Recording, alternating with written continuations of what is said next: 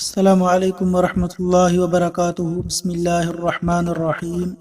الوداع کرنے کا نبوی وظیفہ۔ مسند احمد، حدیث نمبر 4524۔ حضرت سالم بن عبداللہ رضی اللہ عنہ سے روایت ہے کہ جب کوئی سفر کا ارادہ کرنے والا شخص میرے والد حضرت عبداللہ بن عمر رضی اللہ عنہما کے پاس آتا تو وہ فرماتے، قریب ہو جاؤ تاکہ میں بھی تمہیں اسی طرح الوداع کروں جس طرح رسول اللہ صلی اللہ علیہ وسلم ہمیں الوداع فرمایا کرتے تھے۔ پھر وہ فرماتے، استودع اللہ دینک و امانتک، استودع اللہ دینک و امانتک و خواتیم اعمالک۔